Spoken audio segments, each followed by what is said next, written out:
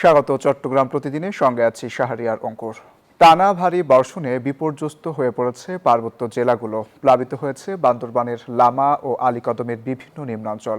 বিভিন্ন স্থানে যোগাযোগ ব্যাহত হওয়ার পাশাপাশি বিচ্ছিন্ন হয়েছে অনেক এলাকার বিদ্যুৎ সংযোগ। বাড়ছে পাহাড় ধসের শঙ্কাও। বিস্তারিত ডেস্ক রিপোর্টে। পার্বত্য অঞ্চলে থেমে থেমে বৃষ্টি হচ্ছে। এতে নিম্নাঞ্চল প্লাবিত হওয়ার পাশাপাশি বিভিন্ন এলাকায় জলাবদ্ধতার সৃষ্টি হয়েছে। অনেক স্থানে বিচ্ছিন্ন হয়ে পড়েছে সড়ক যোগাযোগ। টানা 3 দিনের ভারী বর্ষণে পাহাড় ধসের শঙ্কায় দিন পার করছে বান্দরবানের বিভিন্ন উপজেলার হাজারো মানুষ। এদিকে মাতামুহুরী নদীর পানি বিপদসীমার উপর দিয়ে প্রবাহিত হওয়ায় লামা ও আলীকদমের নিম্নাঞ্চল প্লাবিত হয়েছে। সড়কের একাধিক স্থান পানির নিচে তলিয়ে যাওয়ায় যোগাযোগ বন্ধ রয়েছে। বান্দরবনে অনেকদিন ধরে বৃষ্টি হওয়ার কারণে আমরা এখানে অনেক আতঙ্ক আছি। অনেক পাহাড় ভাঙছে, তারপর আরো অনেক ধরনের ক্ষয়ক্ষতি হয়েছে। গত কয়েকদিন বৃষ্টির কারণে আমার ওইখানে পাহাড় ভাঙি পড়ছে। অন্যদিকে সাঙ্গু নদীর পানি বৃদ্ধি পাওয়ায় থানচির তিন্দু, রোমাক্রি ও নাফখুম পর্যটন এলাকায় শতাধিক পর্যটক আটকা পড়েছেন। আগামী 10 জুলাই পর্যন্ত বান্দরবানে ভ্রমণ নিষিদ্ধ ঘোষণা করেছে জেলা প্রশাসন। খাগড়াছড়িতে ভারী বৃষ্টিপাতের ফলে চেঙ্গি ও মাইনী নদীর পানি বৃদ্ধি পেয়ে নিম্নাঞ্চল প্লাবিত হয়েছে। শহরের বেশ কয়েকটি এলাকায় পানি ঢুকে পড়েছে। রাঙামাটিতেও হালকা বৃষ্টিপাত অব্যাহত রয়েছে। এতে পাহাড় থেকে গাছ উপড়ে পড়ে একজনের মৃত্যু হয়েছে। এদিকে টানা বৃষ্টিতে বিপর্যস্ত হয়ে পড়েছে কক্সবাজারের জনজীবন। নতুন করে দেখা দিয়েছে পাহাড় ধসের শঙ্কা। উৎকণ্ঠায় দিন পার করছেন পাহাড় ঘেঁষা ও ঝুঁকিপূর্ণ এলাকার লাখো মানুষ। প্রাণহানি এড়াতে ঝুঁকিপূর্ণ এলাকা ছেড়ে নিরাপদ আশ্রয়ে যাওয়ার আহ্বান জানিয়েছে প্রশাসন। Desk report, news 24। টানা বৃষ্টিতে কক্সবাজারে থামছেই না পাহাড় ধসের মর্মান্তিক খবর। একদিনের ব্যবধানে আবারও প্রাণ গেল এক নারীর। এর আগে পাহাড় ধস ও বৃষ্টিজনিত বিভিন্ন ঘটনায় কক্সবাজারে প্রাণ হারিয়েছেন আরও 11 জন। প্রশাসনের দাবি, বারবার সতর্ক করার পরও ঝুঁকিপূর্ণ এলাকা ছাড়ছেন না অনেক বাসিন্দা। কক্সবাজার থেকে ইরফানুল হাসানের তথ্যচিত্র ডেস্ক রিপোর্ট। মঙ্গলবার দুপুরে কক্সবাজারের দরিয়াননগরে টানা বৃষ্টিতে পাহাড়ের একাংশ ধসে পড়ে একটি বসতঘরের ওপর। মুহূর্তেই মাটি চাপা পড়েন ঘরে থাকা 2 জন। স্থানীয়দের সহায়তায় তাদের উদ্ধার করে কক্সবাজার জেলা সদর হাসপাতালে নেওয়া হলে চিকিৎসক একজনকে মৃত ঘোষণা করেন। আহত অবস্থায় হাসপাতালে চিকিৎসাধীন রয়েছেন অপরজন। হঠাৎ করে দেখি একজনের এতটুকু পর্যন্ত দেখা যায়, আরেকজনের হাত দেখা যায়। হাত দেখা যাওয়ার পরে এরা উদ্ধার করছি। বৃষ্টি যখন হয়েছে তাদের থেকে একটা ভালো একটা পরিবেশে চলে যাওয়ার একটা উদ্দেশ্য ছিল। দুর্ঘটনার পর ঘটনাস্থল পরিদর্শন করেন জেলা প্রশাসক।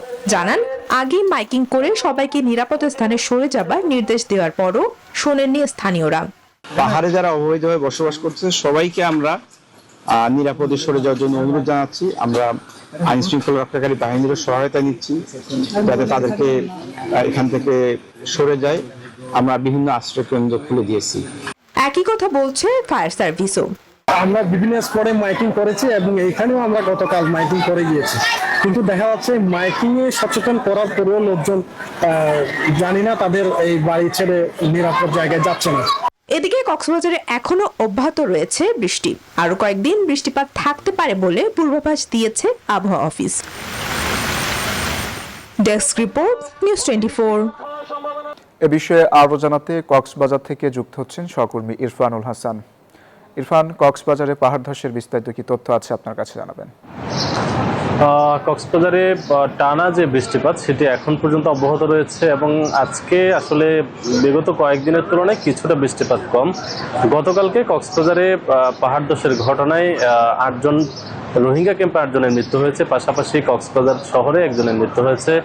9 জনের মৃত্যু হয়েছে গতকালকে এবং আজকে কক্সবাজার শহরের দরিয়ানগর এলাকায় পাহাড় ধসে এক নারীর মৃত্যু হয়েছে। সব মিলিয়ে এখন পর্যন্ত 10 জন পাহাড় ধসে মৃত্যুর খবর আমরা পেয়েছি এবং আজকে পর্যন্ত বৃষ্টিপাত অব্যাহত রয়েছে এবং কক্সবাজারে বিগত কয়েকদিনে প্রায় 250 মিলিমিটার বৃষ্টিপাত হয়েছে।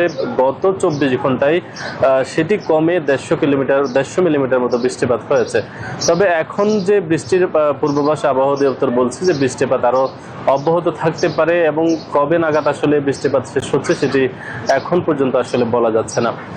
তবে জেলা প্রশাসন বলছে যে মানুষকে আসলে মাইকিং করার পরেও পাহাড়ের পাদদেশ থেকে তাদেরকে সরানো যাচ্ছে না, যার ফলে যে পাহাড় ধসে যে প্রাণহানির ঘটনা সেটি এখন পর্যন্ত অব্যাহত রয়েছে। আজকে দরিয়ানগরে যে পাহাড় ধসের ঘটনা ঘটেছে সেখানে জেলা প্রশাসন সেখানে গিয়েছে এবং তারাও যেটি বলছে যে আসলে জেলা প্রশাসন সেখানে মানুষজনকে বিভিন্নভাবে আসলে মাইকিং করার পরেও তারা আসলে সেখান থেকে সরাতে পারছে না। সব মিলিয়ে কক্সবাজারে এখন পর্যন্ত প্রাণহানির ঘটনা, পাহাড় ধসে 10 জন এবং সেটি এখন পর্যন্ত 10 জনই মৃত্যু হয়েছে। তবে এই মৃত্যুর ঘটনা আরও বাড়তে পারে যদি বৃষ্টিপাত অব্যাহত থাকে, পাহাড় ধসের ঘটনাও আরও বাড়তে পারে বলে ধারণা করা হচ্ছে। এই ছিল কক্সবাজার। ইরফান, আপনাকে ধন্যবাদ। চট্টগ্রামে ভারী বৃষ্টিতে সৃষ্ট জলাবদ্ধতায় দুর্ভোগে পড়েছেন নগরবাসী। সিডিএর জলাবদ্ধতা প্রকল্পকে দুষছেন সিটি মেয়র। এদিকে পাহাড় ধসের শঙ্কায় বসবাসকারীদের সতর্ক করতে ছুটছে জেলা প্রশাসন। 24 ঘন্টায় 386 মিলিমিটার বৃষ্টিপাত রেকর্ড করা হয়েছে, যা মৌসুমের সর্বোচ্চ বলছে আবহাওয়া অফিস। আবু জাবেদের ছবিতে চট্টগ্রাম থেকে নয়ন পোড়াজয়া রিপোর্টে বিস্তারিত। চট্টগ্রামের টানা বর্ষণে জলাবদ্ধতার চিরচেনা রূপ। পানিতে তলিয়ে যায় নগরীর কাতালগঞ্জ, চকবাজার, বাকলিয়া, আগ্রাবাদ সহ বেশ কিছু এলাকার বিভিন্ন সড়ক, দোকানপাট।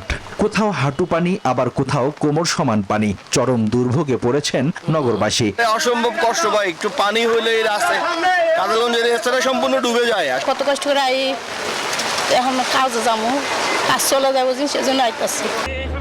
এদিকে সিটি মেয়র কাতালগঞ্জ জলমগ্ন এলাকা পরিদর্শনকালে বলেন, সিডিএর জলাবদ্ধতা প্রকল্পের কাজ চলমান থাকায় জলাবদ্ধতা হলেও নিরসনে কাজ চলছে। এটা হিজরাখালের যে অংশটুকু কাজ শেষ হয়নি, এই হিজরাখালের কাজ যেহেতু আর্মি ইঞ্জিনিয়ারিং কোর করছে, তারা কিন্তু আপ্রাণ চেষ্টা করে যাচ্ছে, যেহেতু কাজটা শেষ হয়নি সেই জন্য একটু সময়টা দিতে হবে। আমরা এই জন্য বলছি আমাদের 30% কাজ এখনো বাকি রয়ে গেছে। আর সিডিএ বলছে শতভাগ কাজ শেষ হলে জলাবদ্ধতা অনেকাংশে কমে আসবে। জরুরি ভিত্তিতে সিটি কর্পোরেশন এর ভিতরে আরম্ভ করেছে, তারা প্রজেক্ট দাখিল করেছে। তারা যদি এই খালগুলো সম্পূর্ণ করে, আমার মনে হয় চট্টগ্রামে জলাবদ্ধতা এখন আর থাকবে বলে আমি মনে করি না। পাশাপাশি অতি বৃষ্টিতে চট্টগ্রামে পাহাড় ধসের শঙ্কায় ঝুঁকিতে বসবাসকারীদের আশ্রয় কেন্দ্রে ছড়িয়ে নিতে মাইকিং করছে জেলা প্রশাসন ও city corporation. Desk report, news 24। আবার জানাবো জলাবদ্ধতার খবর। এ বিষয়ে বিস্তারিত জানাতে চট্টগ্রাম থেকে সরাসরি যুক্ত হবেন আমাদের সহকর্মী আকরাম হোসেন। আকরাম, চট্টগ্রামে জলাবদ্ধতার কি পরিস্থিতি দেখছেন? ধন্যবাদ। গত পরশু থেকে শুরু করে আজকে পর্যন্ত যেভাবে মুষলধারে বৃষ্টিপাত হচ্ছিল, সেই ধারাবাহিকতায় গতকাল পর্যন্ত চট্টগ্রাম শহরে জলাবদ্ধতা একটু কম থাকলেও আজকে কিন্তু হাঁটু থেকে কোমর সমান চট্টগ্রামের বিভিন্ন জায়গায় জলাবদ্ধতা ছিল। তবে বিকেল থেকে বৃষ্টিপাত কম হওয়ায় আস্তে আস্তে পানি নামতে শুরু করেছে এবং চট্টগ্রাম সিটি কর্পোরেশনের মেয়র জানিয়েছেন দ্রুত যাতে পানি অপসারণ হতে পারে, পানি নেমে যেতে পারে, সেই জন্য প্রয়োজনীয় ব্যবস্থা গ্রহণ করেছেন এবং সিটি কর্পোরেশনের পক্ষ থেকে, সিডিএর পক্ষ থেকে প্রয়োজনীয় ব্যবস্থা গ্রহণ করা হয়েছে বলে সংশ্লিষ্টরা জানিয়েছেন। অন্যদিকে নগরবাসী, সকাল থেকে নগরবাসী আসলে তাদের নিজ কর্মস্থলে যেতে বেশ ব্যাগ পেতে হয়েছে এবং বন্দিদশা, এক প্রকার বন্দিদশার মতো সবাই প্রায় যেই জায়গাগুলোতে পানি ছিল সেই জায়গাগুলোতে বন্দিদশার মতো তাদেরকে আটকা পড়তে হয়েছিল। অন্যদিকে আমরা ব্যবসায়ীদের সাথে কথা বলেছি, যে এলাকাগুলোতে পানি জলাবদ্ধতা সৃষ্টি হয়েছিল সেখানে কিন্তু ব্যবসা প্রতিষ্ঠানগুলো পানিতে ডুবে গিয়েছিল এবং তাদের প্রয়োজনীয় মালামাল নষ্ট হয়েছে এবং বিভিন্ন বাড়ির নিচতলায় পানি ঢুকে গৃহস্থলীর বিভিন্ন আসবাবপত্র নষ্ট হয়েছে এবং একই সাথে নগরবাসী জানিয়েছেন দ্রুত যাতে এই সমস্যা থেকে উত্তরণ করা যায়। এখন পর্যন্ত চট্টগ্রাম থেকে আমার কাছে ছিল সর্বশেষ অবস্থা। আমরা এখন যাব স্টুডিওতে। অঙ্কুর। আকরাম, আপনাকে ধন্যবাদ। দেশে অপ্রয়োজনীয় সিজারিয়ান অপারেশনের হার কমাতে কঠোর অবস্থানে সরকার। আগামী শনিবারের মধ্যে সব ক্লিনিকে লেবার রুম চালুতে মন্ত্রীর নির্দেশনার পর নড়ে চড়ে বসেছে চট্টগ্রাম বিভাগীয় স্বাস্থ্য অধিদপ্তর। ব্যবস্থা না নিলে লাইসেন্স বাতিল সহ প্রতিষ্ঠান বন্ধ করে দেওয়ার হুঁশিয়ারিও দিয়েছে সংস্থাটি। সরকারকে কঠোর অবস্থান চান সংশ্লিষ্টরাও। বিস্তারিত জানাচ্ছেন সহকর্মী আকরাম হোসেন। অপ্রয়োজনীয় সিজারিয়ান অপারেশনের প্রবণতা কমিয়ে স্বাভাবিক প্রসব নিশ্চিত করতে নতুন উদ্যোগ নিয়েছে স্বাস্থ্য মন্ত্রণালয়। স্বাস্থ্যমন্ত্রীর নির্দেশের পর নড়েচড়ে বসেছে চট্টগ্রাম বিভাগীয় স্বাস্থ্য অধিদপ্তর। বিভাগে 368টি বেসরকারি ক্লিনিকে চিঠিও পাঠানো হয়েছে। আগামী 2030 সালের ভিতরে মাতৃমৃত্যুর হার প্রতি লক্ষ জীবিত জন্মে 70-এ নামিয়ে আনা সর্বাত্মক প্রচেষ্টা আছে। আমাদের 24 ঘন্টা আমাদের হাসপাতালগুলোতে যাতে নর্মাল ডেলিভারির সুযোগ আমরা সৃষ্টি করতে পারি সেভাবে আমরা কাজ করে যাচ্ছি। সিজারিয়ান অপারেশনের পর দীর্ঘমেয়াদী নানা শারীরিক জটিলতা এড়াতে প্রয়োজন ছাড়া সিজারিয়ান প্রসব হওয়া উচিত নয় বলে মত চিকিৎসকদের। নিঃসন্দেহে একটা ভালো উদ্যোগ। আর মেইনলি কথা হচ্ছে নর্মাল ডেলিভারি একটা ন্যাচারাল প্রসেস, ন্যাচারালি তো সবকিছুই ভালো। যদি কোনো কমপ্লিকেশন না থাকে, কোনো ধরনের ইয়ে না থাকে, মেডিকেল সাপোর্ট যদি আমরা নর্মাল ডেলিভারিতে পাই, এটা খুবই ভালো। নর্মাল ডেলিভারিটা খুবই গুরুত্বপূর্ণ, কিন্তু বর্তমান ডাক্তাররা সেটা না করে বিভিন্ন রকমের কষ্টকর সিজার দিয়ে মানুষকে বিভিন্ন রকমের হয়রানি, বিভিন্ন রকমের ইয়া করতেছে। দক্ষ মিডওয়াইফের মাধ্যমে নিরাপদ স্বাভাবিক প্রসব নিশ্চিত করা গেলে কমবে সিজারিয়ান অপারেশন, পাশাপাশি কমবে মাতৃমৃত্যু ও স্বাস্থ্য ঝুঁকি, বলছে স্বাস্থ্য অধিদপ্তর। গ্রামের অদক্ষ ধাত্রীদের দ্বারা সন্তান প্রসব করানো, এবং সেক্ষেত্রে যদি আমরা প্রাতিষ্ঠানিকভাবে ডেলিভারি করতে পারি এবং সেক্ষেত্রে নর্মাল ডেলিভারি এটার রেটও বাড়বে এবং কোনো ধরনের জটিলতা যদি তৈরি হয় সাথে সাথে কিন্তু ব্যবস্থা নেওয়া সম্ভব হবে। এই কারণে আমরা প্রাতিষ্ঠানিক ডেলিভারিকে অত্যন্ত গুরুত্ব দিচ্ছি। এ বিষয়ে বেসরকারি ক্লিনিক মালিকদের বক্তব্য জানতে চেষ্টা করা হলেও ক্যামেরার সামনে কথা বলতে রাজি হননি কেউই। শুধু সিদ্ধান্ত নয়, নির্দেশনা কার্যকরে সরকারকে কঠোর হওয়ার আহ্বান সংশ্লিষ্টদের। Desk report, news 24। বান্দরবানের সাঙ্কু নদীর পানি বৃদ্ধি পেয়ে থানচিতে অবস্থিত পর্যটন স্পট নাফাকুম, রেমাক্রি ও তিন্দুতে আটকে পড়া প্রায় শতাধিক পর্যটককে ফিরিয়ে আনা হচ্ছে। উপজেলা নির্বাহী কর্মকর্তার নির্দেশে স্থানীয় জনপ্রতিনিধি ও বিজিবির সহায়তায় তাদের ফিরিয়ে আনা হচ্ছে। এর আগে বিভিন্ন জায়গা থেকে বেড়াতে যাওয়া প্রায় শতাধিক পর্যটক বিভিন্ন পর্যটন স্পটে অবস্থান নেয়। বৃষ্টিতে সাঙ্গুর নদীর পানি বৃদ্ধি পেয়ে ইঞ্জিন চালিত বোট চলাচল বন্ধ হয়ে যায়, এতে আটকা পড়েন তারা।